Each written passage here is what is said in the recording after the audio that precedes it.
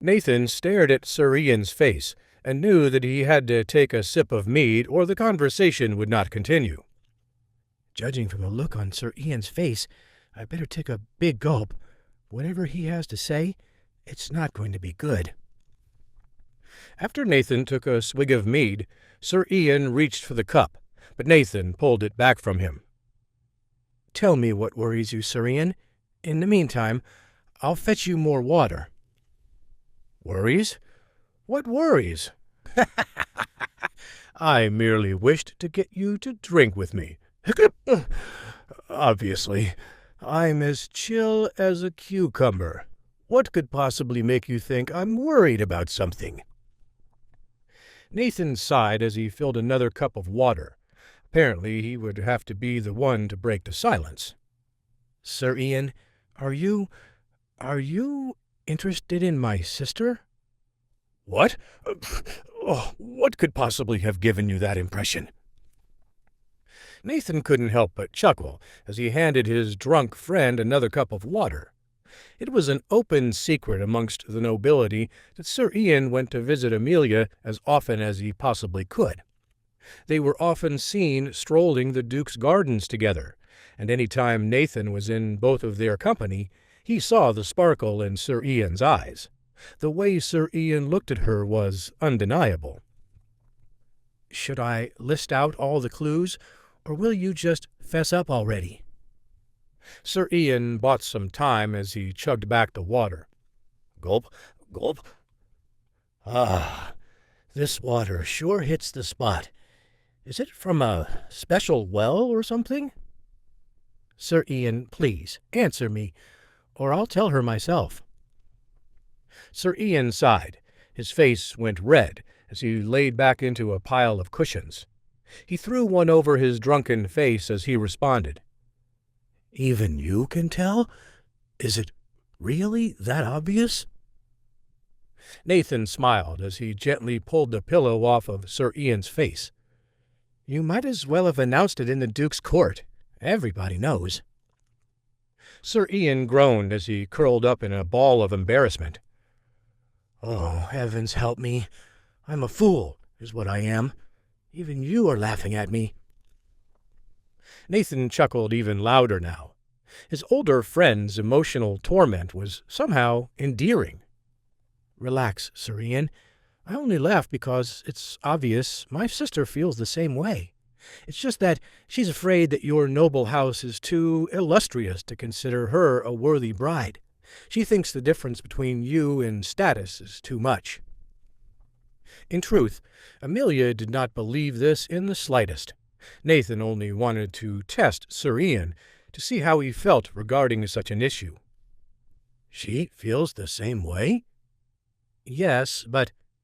Immediately upon hearing of Amelia's interest, Sir Ian shot up out of the cushions and punched the air vigorously. Hell yes! I can't believe it!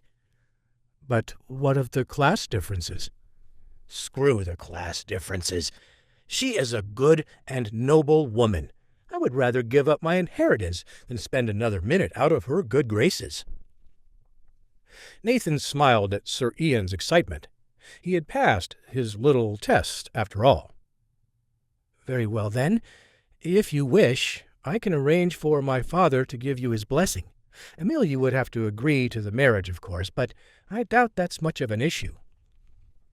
Sir Ian's sudden burst of joy faded, as his face soured and he slumped back down into the pillows.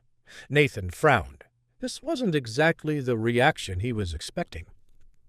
What's wrong, Sir Ian? Isn't that what you wanted?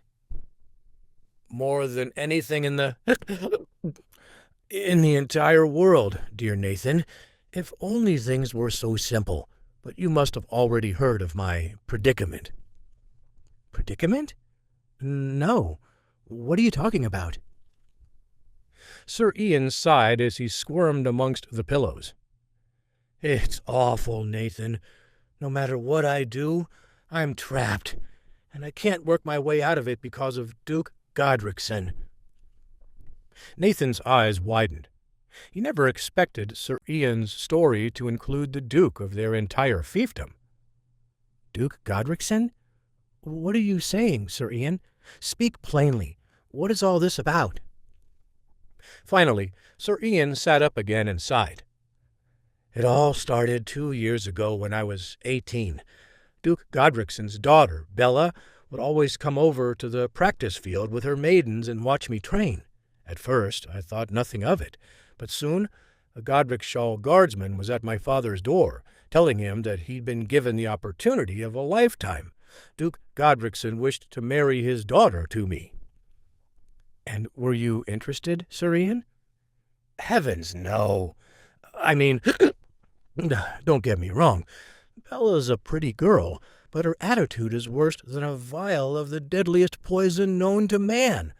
Raised in the way that she was, she has no interest in anything outside the walls of her father's keep. Her vanity knows no bounds, and she despises the word no. She only ever liked me for my appearances, anyway. Did you not protest this match, then? Or at least speak to your father about the matter? Of course I did, but whether I liked her back or not was barely worth consideration. The Duke himself had demanded the marriage. If Bella Godricsson wished to marry a mere member of House Lightstone, then how could my father refuse her? He would only have brought the Duke's wrath upon our house if he'd say anything at all.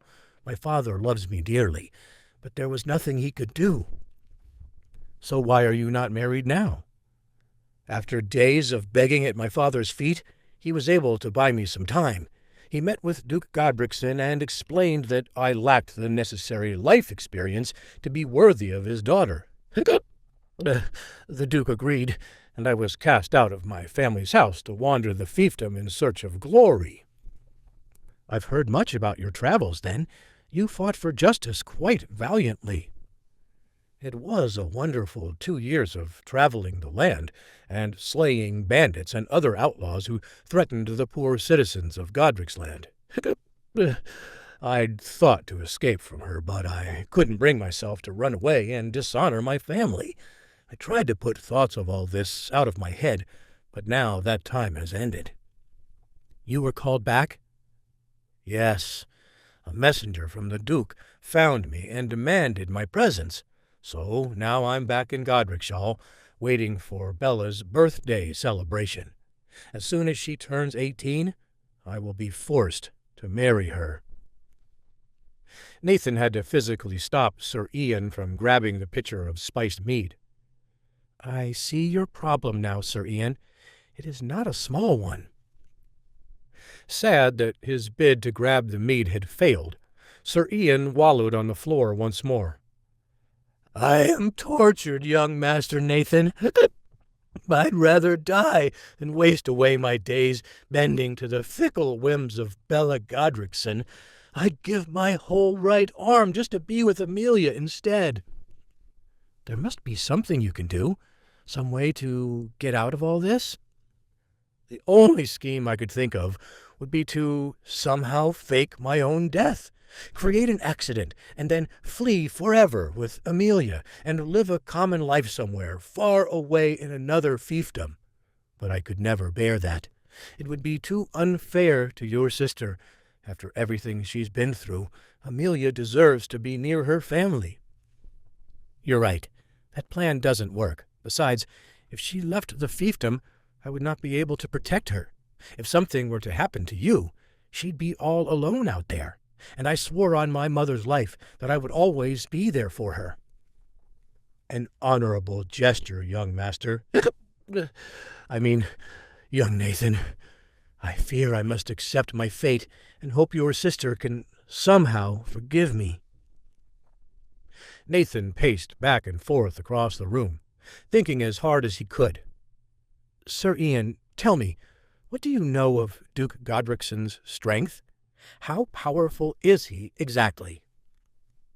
Sir Ian's drunken mind couldn't figure out why Nathan might desire such information, so he plainly stated what he knew.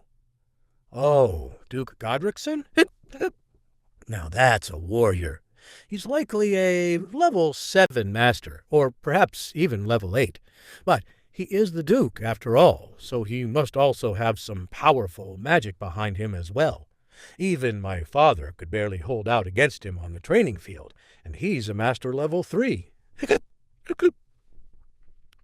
Sir Ian's voice began to slur worse than before, so Nathan frowned and stood up once more to fetch the water pitcher. I'll fill up your water cup once more, Sir Ian. In the meantime, as this situation develops, I suggest you keep your distance from my sister. Otherwise, it might put both of you in danger. Do you understand me, Sir Ian? Sir? As Nathan turned around to face his friend, Sir Ian lay back in the cushions with his eyes closed, snoring. The young warrior had passed out cold from the alcohol in his system. Nathan sighed and set down the water cup. He grabbed a blanket from a storage closet and draped it over his sleeping companion. As Nathan tiptoed out of the room, he quietly shut the door behind him. The moon was high in the night sky when he finally made it back into his room. As he turned on the lantern, he found Ulrich was there waiting for him. "Well, lad, is everything all right with Sir Ian?" Nathan shrugged. Yes, he fell asleep from the mead. I set him up in your room for the time being, until he's able to sleep it off. Ulrich nodded his head and let out a long sigh. "Ah, poor young Sir Ian. The way he looks at Amelia, and the way she looks back at him. If only they had the means to be together." Father, you know of his predicament? Of course I do. Most nobles in the fiefdom are aware of the situation. But what can any of us do? Even if we wished to intervene, none of us could dare stand up to the Duke. His word is law, and he has all the strength in the world to back it up. Nathan gave his father a short smile. You're right, Father. Let us focus instead on the task at hand. Our upcoming duel must take priority.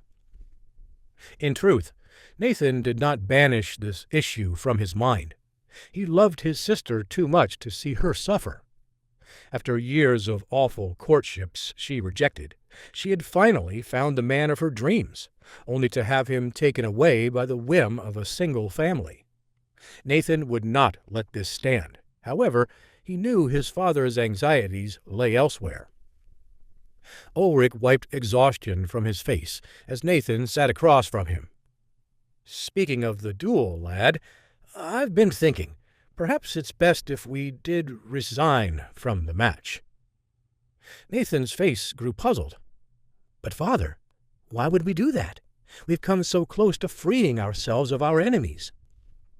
"Nathan, you inspire me each and every day, but words will only take us so far. I've heard reports that the Duke's own men have started sparring with House Raven's warriors in order to get them ready for the fight. With such a powerful backer and so many swordsmen at their disposal, I just don't see a path to victory for us." The path might not be obvious, Father, but I swear to you, I'll carve us one. "Perhaps one day, lad, but not today. We don't have the strength to beat them. I don't have the strength." Listen to me, please. I know you think giving up now and waiting till I am older is the sounder strategy, but I promise you, I'm ready to take all of them on now. "Even with the Duke's men training our enemies?" "Even so, the Duke himself will not be our enemy. Not yet, at least. Why don't we show him the error of his ways? After this duel, he'll think twice about supporting a house as sinister as the Ravens." Ulrich grinned. "Incredible." "What is it, Father?" "For a moment just then, you had the look of my great-grandfather, the last of the great Hayfield warriors. When he spoke of his great deeds, a fire would burn within his eyes. I see that fire within you now." "Then listen to me when I say this, Father. I will not back down from this." Ulrich sighed. Clearly, he was deeply troubled, but he began to accept that his son would not listen to reason. "Very well then, Nathan. I'll not fight you on this any longer. What would you have us do to prepare?"